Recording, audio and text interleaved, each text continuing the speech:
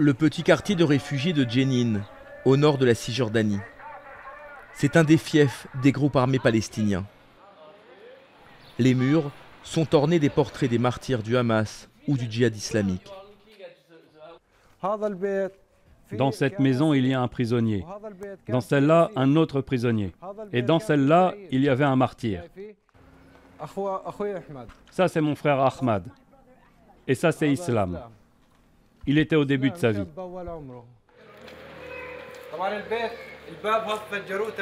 En novembre 2013, l'armée israélienne a fait irruption dans la maison familiale. Elle recherchait Islam, membre du djihad islamique. Un voisin a filmé avec son téléphone. Le commando se composait d'une dizaine d'hommes, issus d'une unité d'élite. Ils sont montés directement sur le toit de la maison. C'est là, dans cette petite cabane, que dormait Islam.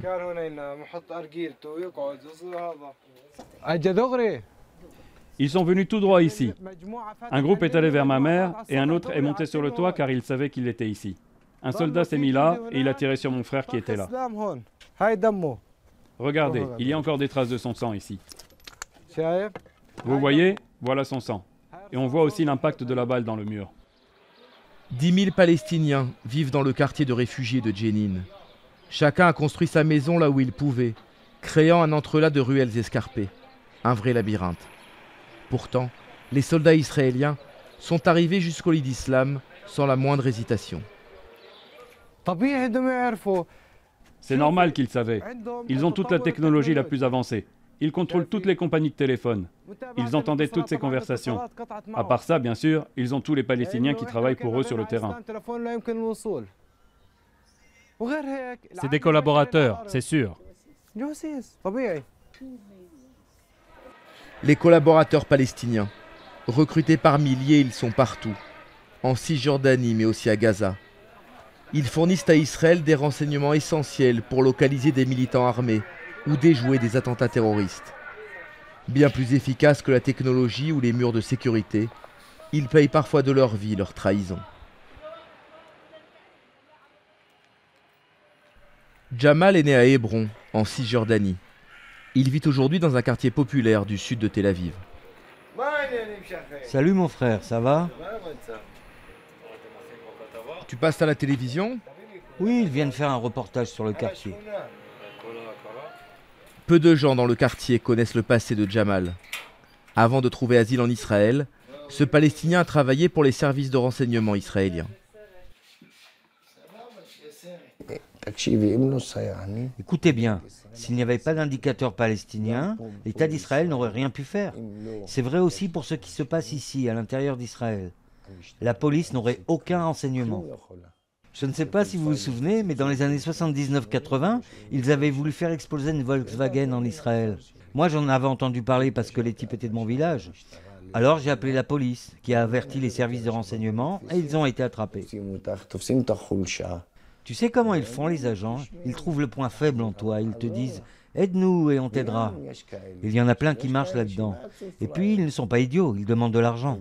Moi, j'ai collaboré parce que je le voulais bien. Je me suis toujours senti en phase avec l'État d'Israël. Je ne l'ai pas fait pour recevoir quelque chose en échange, vraiment pas. Si Jamal dit avoir choisi de travailler avec Israël de son plein gré, souvent les services de sécurité doivent savoir se montrer persuasifs pour recruter des collaborateurs. Saleh Abdel Jawad en sait quelque chose. Comme beaucoup de Palestiniens, il a connu les geôles israéliennes dans les années 80.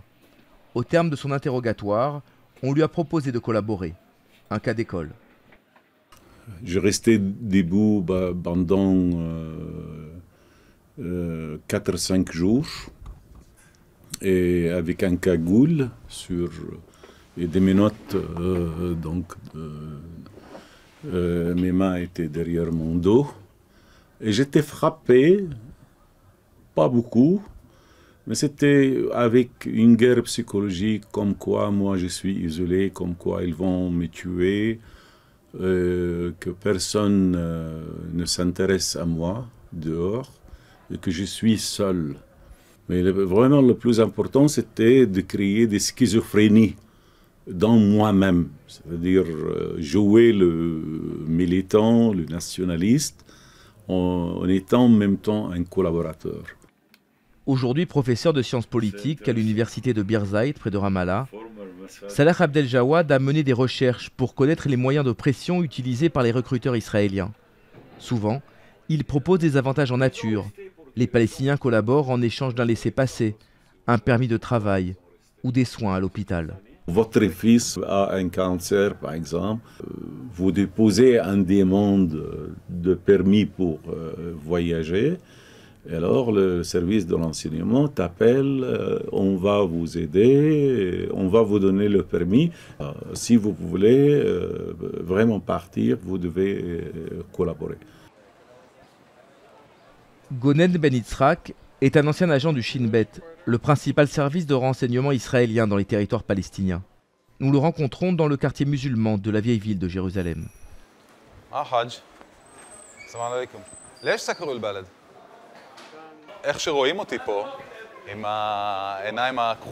Quand ils me voient comme ça avec les yeux bleus et tout ça, en général, ils ne se doutent pas que je parle leur langue. Et ça, pour collecter des informations, ça me donne un avantage, parce que je peux écouter les gens sans qu'ils sachent que je comprends ce qu'ils disent.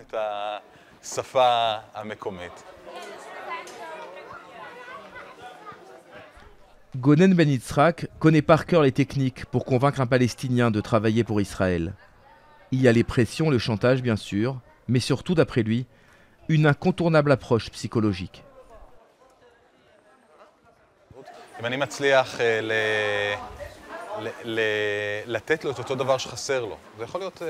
Il faut arriver à lui procurer ce qui lui manque le plus dans la vie. Cela peut être toutes sortes de choses, de la considération, une oreille attentive. En fait, quelque chose qui va lui donner envie de continuer à être en relation avec moi. Par exemple, souvent, certaines personnes souffrent de l'absence d'une figure paternelle, comme un orphelin. Et je savais comment m'engouffrer là-dedans, comment utiliser ce point faible.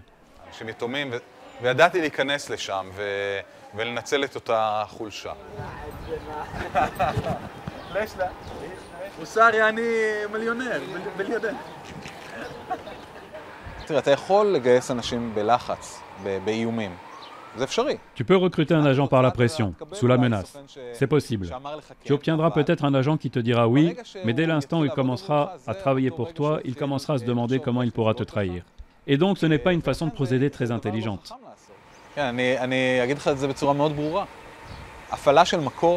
Je vais vous dire les choses très clairement. Utiliser un agent, c'est être tout le temps dans la manipulation. Il n'y a presque pas un seul instant où il n'y a pas de manipulation. Parce qu'au fond, vous prenez un homme qui vit dans un environnement bien particulier, une société bien particulière, et vous allez lui faire faire des choses qui sont considérées comme contraires aux intérêts de cette société.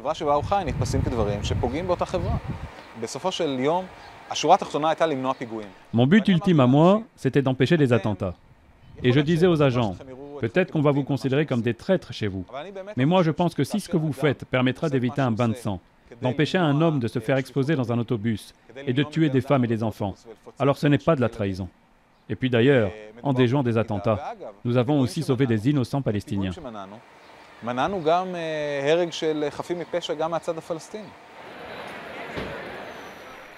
Nous retrouvons Gonen Ben Yitzhak à Tel Aviv, dans un festival de documentaires.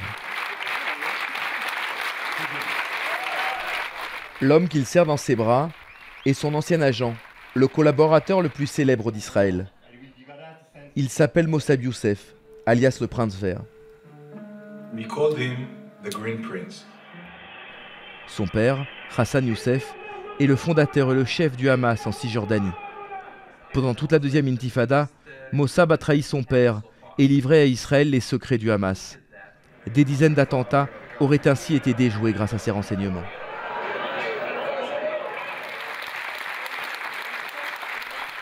Avec ce documentaire et aussi un livre à succès, Mossab Youssef est devenu un héros en Israël. I think both of us did respond properly to certain. Je pense que nous avons tous les deux apporté la bonne réponse à certaines situations et à certaines circonstances. Et nous continuerons à faire la même chose. Si les forces du mal veulent s'en prendre à nous à cause de ce que nous sommes, c'est quelque chose que nous acceptons et que nous affrontons avec courage.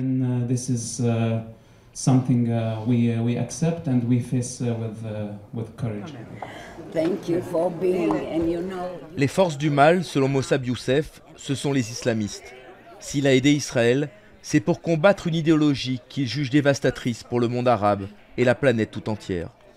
Cette lutte est devenue sa raison de vivre. À longueur d'année, il court les médias du monde entier pour dénoncer le Hamas et les autres mouvements islamistes. Mus'ab Hassan Youssef was born in Ramallah to his father, Sheikh Hassan Youssef. My father and his likes believe that they are superior. Mon père et ses semblables pensent qu'ils sont supérieurs à tous les autres gens. Ils se fichent de la vie des Palestiniens et de celle des autres. Tout ce qui les intéresse, c'est leur idéologie qui diabolise. Cela vient de l'enfer. Demonized. It's coming from hell. It does not have any. Il n'y a rien de juste là-dedans. Seulement tuer, détruire et intimider toute la société. Intimidating a whole society. I feel at peace. Je me sens en paix et j'espère qu'il y aura une réconciliation. Pas seulement entre moi et mon père, mais entre des gens qui pensent qu'ils sont différents alors qu'ils ne le sont pas. Ils sont semblables. Mossab Youssef a été renié par sa famille et maintes fois menacé de mort. Mais il a pu trouver refuge aux États-Unis. D'autres collaborateurs ont eu moins de chance. Ce sont les dernières images de Bassem Maleh, filmées par ses tortionnaires avant d'être exécuté sommairement sur la place publique à Jenin. Le jeune homme était soupçonné d'avoir livré aux Israéliens des combattants du djihad islamique. Abdel Nasser se souvient parfaitement de la scène. C'était en août 2006. Il avait 14 ans.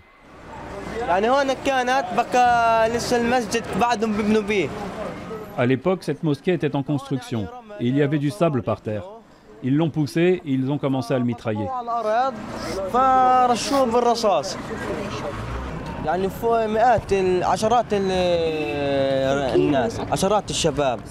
Il y avait des centaines de personnes qui regardaient. Des jeunes et des vieux. Les gens étaient contents de voir ça. Ils étaient contents de voir qu'on avait attrapé un collaborateur.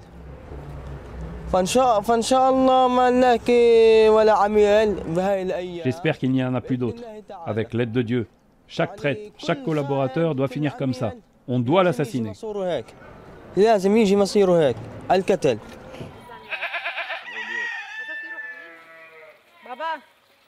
Dans un village voisin, nous avons retrouvé la sœur et le père de Bassem Maleh.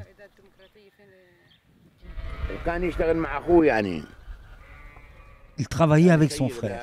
Il préparait son mariage. Dans notre vie, on n'a jamais rien fait de mal pour qu'ils disent qu'on est des collaborateurs. Ils ont dit à mon père de venir quand ils étaient en train de le tuer. Alors il est allé voir. Comment on peut juger quelqu'un et décider en 24 heures que c'est un collaborateur?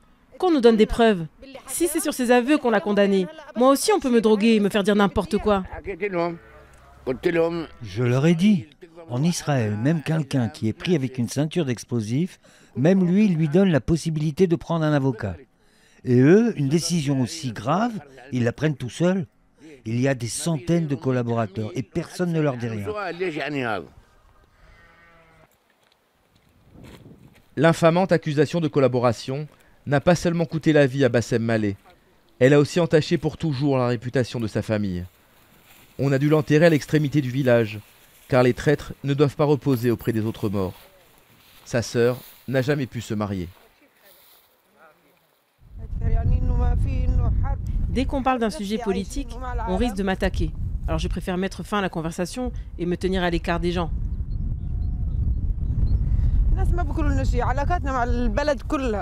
Avant, j'avais beaucoup plus de relations avec les gens. Maintenant, c'est juste un cercle restreint. Je n'ai pas envie qu'on me blesse encore davantage.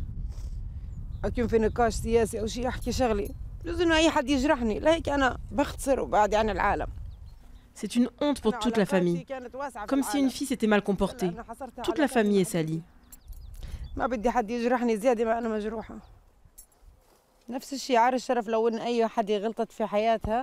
Notre société ne pardonne pas. J'entends encore des histoires de mon grand-père et de ma grand-mère, où la fille de quelqu'un s'était mal comportée et on l'a tuée. Pour les collaborateurs, c'est exactement pareil. Parfois, je viens sur sa tombe et je lui parle. Je lui demande, mais tu étais vraiment un collaborateur? Ou bien ils ont tué un innocent? Pourquoi tu n'es pas venu m'en parler? Pourquoi tu ne m'as pas dit que tu aidais Israël? Aide-moi, sauve-moi de tout ça. Je suis détruite. Livrer des renseignements à l'armée israélienne est un crime impardonnable pour les Palestiniens. Mais il y a pire, vendre ses terres ou sa maison à un juif.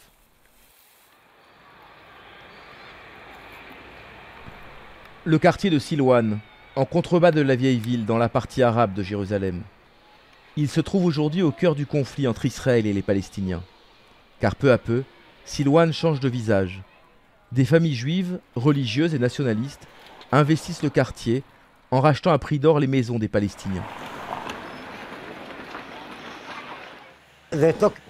Dans cette maison, ils ont pris 3 appartements.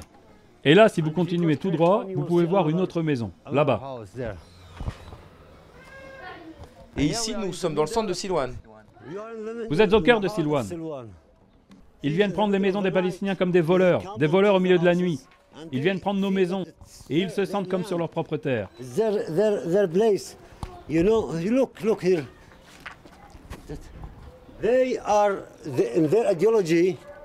Leur idéologie consiste à dire, si tu veux te rapprocher de Dieu, prends la terre des autres.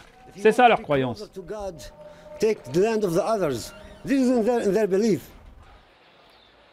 Vendre sa maison à un juif est formellement interdit par l'autorité palestinienne. Ceux qui désobéissent risquent la mort. En août dernier, un agent immobilier qui faisait affaire avec des Israéliens a été retrouvé dans une mare de sang, à ce carrefour dans Silouan. Il avait subi le sort réservé aux collaborateurs. Ils l'ont poignardé, ils l'ont frappé sur le côté, sur la poitrine et sur le cœur. 3 coups de couteau et ils l'ont tué. Cela s'est passé à 7h30 le matin et personne n'a jamais su qui avait fait le coup. Hier, il y en a encore un qui a été tué à cause de toutes ces affaires avec les Juifs. Tu vois ce chien? Eh bien, il ne laissera aucun autre chien entrer dans ce quartier. Alors qu'eux, ils vendent notre quartier aux traîtres. Ils habitent à côté d'eux et dorment avec eux.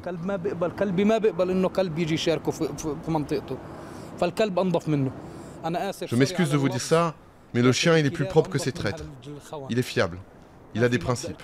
Il garde son foyer. Eux, ils trahissent jusqu'à leur propre famille. Des gens comme ça, c'est de l'ordure.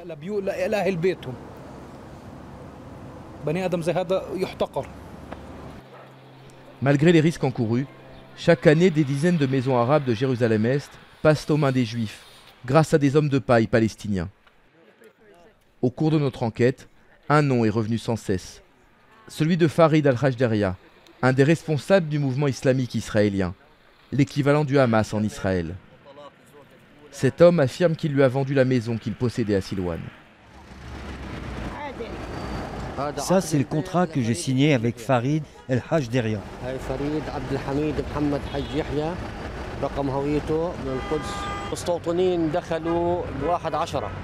J'ai vendu à Farid le 14 juillet et 2 mois et demi après, ce sont des Juifs qui sont rentrés dans la maison. Ils étaient beaucoup. Ils sont venus avec l'armée, la police, les gardes frontières.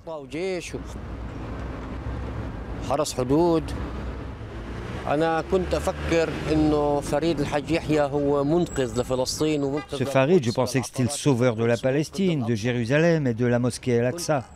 Pour moi, c'était un disciple du prophète.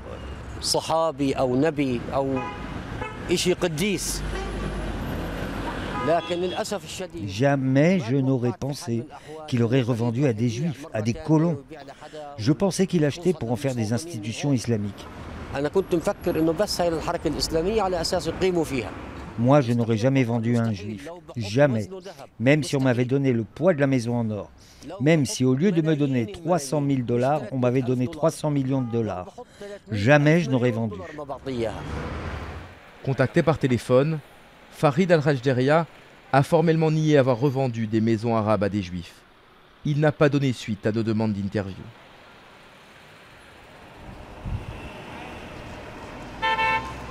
Les Palestiniens ne parviennent pas à éradiquer la collaboration, même à Gaza où pourtant les islamistes du Hamas répriment férocement ceux qui aident Israël. Il y a 2 ans, ils ont même lancé une vaste campagne pour inciter les collaborateurs à se repentir. Nous déclarons ouverte la campagne qui accordera la repentance aux collaborateurs et aux espions, ceux qui se trouvent piégés par l'ennemi. Voici leur chance de retourner dans les mains de leur peuple et de leur famille. Le Hamas a été jusqu'à ouvrir ses prisons à la presse pour faire témoigner des anciens collaborateurs. Bien sûr, j'avais peur. Ce travail était honteux. Je n'en dormais plus la nuit. Quand j'ai voulu arrêter, ils ont menacé de me dénoncer au Hamas. Sous la pression, j'ai continué à travailler pour eux. Rien n'y a fait. Israël dispose toujours d'un réseau d'informateurs dans la bande de Gaza. Lors de la guerre de l'été dernier, son armée a réussi à localiser et à viser plusieurs chefs militaires du mouvement islamiste. Les services de renseignement savaient quel était leur emploi du temps, quels véhicules ils empruntaient, où ils se cachaient.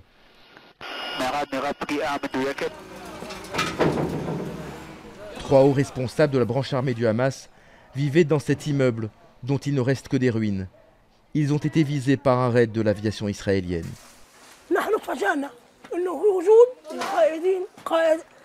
On a été très surpris d'apprendre que 3 chefs de la branche armée vivaient ici.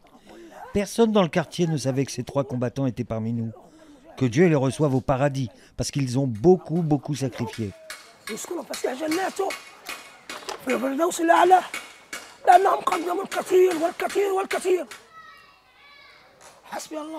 Et puis aussi que Dieu se venge des collaborateurs qui ont livré à l'occupant des enfants de leur peuple.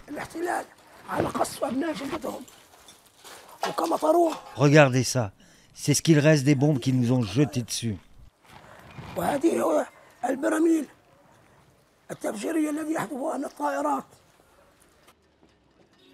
Les collaborateurs qui ont livré les 3 chefs militaires se trouvaient probablement au sommet de la hiérarchie du mouvement.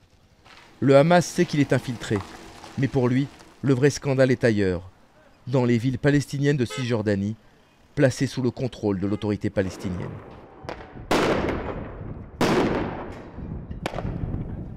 À l'automne 2014, Jérusalem s'embrase. Chaque jour, dans les quartiers est, de jeunes Palestiniens affrontent la police israélienne. D'autres vont plus loin et commettent des attentats au couteau ou à la voiture bélier, causant au total une dizaine de morts chez les Israéliens. Pendant ce temps-là, en Cisjordanie, le calme règne. Ce n'est même pas un secret. À plusieurs reprises, M. Abbas a dit qu'il collaborait avec les Israéliens et qu'il considérait que c'était dans l'intérêt des Palestiniens. C'est pourquoi vous pouvez constater qu'il y a une forme de résistance dans la ville sainte de Jérusalem. Mais en Cisjordanie, tout est sous contrôle. Pourquoi ? À cause de la coopération. Le président lui-même donne des ordres pour contrôler la situation en Cisjordanie, de peur qu'un soulèvement n'éclate. Il est obligé d'agir de la sorte parce que sinon il ne lui permettrait même pas de sortir de chez lui.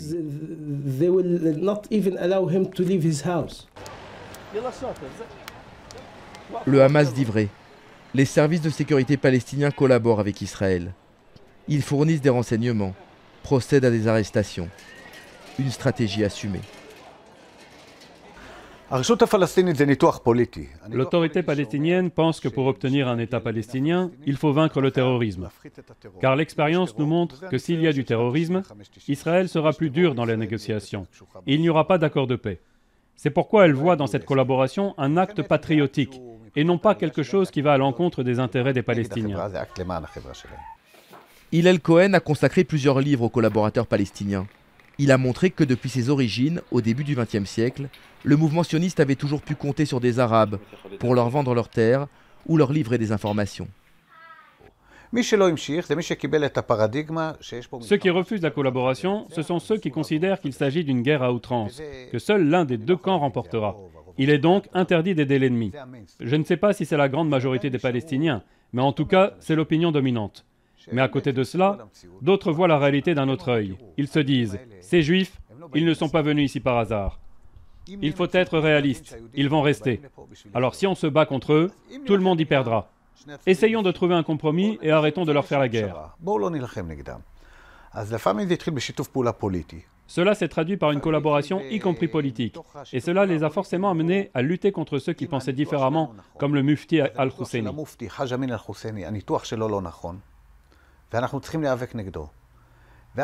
Cette lutte a aussi servi les intérêts du sionisme, parce qu'au fil du temps, elle est devenue violente, avec beaucoup de morts.